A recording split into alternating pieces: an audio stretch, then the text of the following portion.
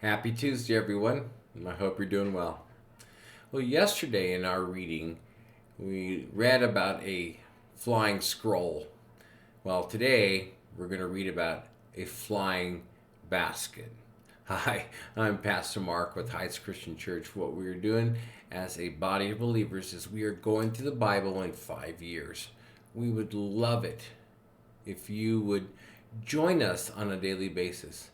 Subscribe to our station, our channel, and also hit the little bell for notifications on a daily basis. And in the late morning, every day, you'll get a video where we read the Bible together, and we will then talk a little bit about how the passage of Scripture can help us to be more like Jesus. So, today we are continuing in chapter 5, and in chapter 5 we see this is the sixth vision of the 8 of Zechariah. So let's read this today. Okay? Sound good. Then the angel who was speaking to me came forward and said to me, "Look up and see what is appearing."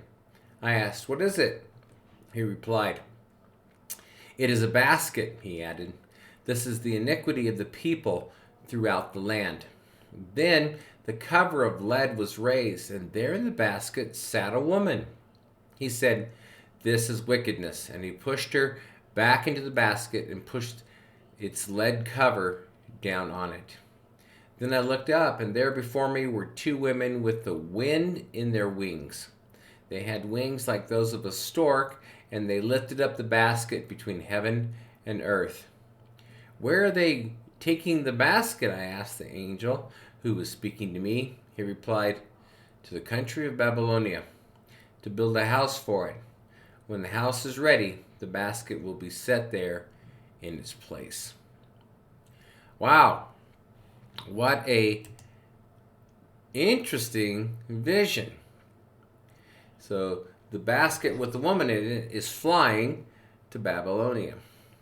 So remember yesterday we had a time where God was going to punish those who were continual disobedient, either by lying or swearing falsely in God's name. They would be punished and their houses would be destroyed. Now we see in this vision that God is now removing the sin from the land. So if you look in chapter 2, if you remember when we were reading, this is called the Holy Land. And in chapter 3, there is a push looking forward where God will remove sin from it. And now in chapter 5, we see this thought being continued. And so we look at this. One thing we need to know is from the Hebrew word for basket, this is a measuring basket, like an ephah basket. Remember, an ephah was a little bit less than a bushel. So an actual ephah basket would not be able to fit a woman inside it. But just like the scroll, it's bigger for vision purposes. And the woman in there is depicted as wickedness. Now, the word wickedness here, which is a common word for wickedness, which means moral, civil, religious evil, is in the feminine. So that could be the reason why it's a woman. And so, but it's being removed in order because this is the place where God has let his name rest. And so this needs to be a holy land. And the Babylonians and maybe the taint of the Babylonian religions and gods that they served out there may have come with the remnant that was returning. And so it's now being removed and taken back to Babylonia. And it says it's going to be building a house there. That word house is the same word that's made to denote for a temple or a ziggurat. So this is the evil is going to be transported back to Babylonia, where it came from. So interesting stuff to look at. And then now, if we want to think about what does this mean to us, we need to purge ourselves of the evil that we have a tendency, rebellion that we need to do. Paul's pretty specific in this. He says in 2 Corinthians 7:1, since we have these promises, beloved, let us cleanse ourselves from every defilement of body and spirit, bringing holiness to completion in the fear of God. So that's sort of a New Testament version for what we've just seen in the vision. Now, I'm not going to give you any answers here, but when I think about the woman that's in the basket that's flying over to Babylonia, I think it made me immediately think of the woman in Revelation. And let's hear again what that has to say.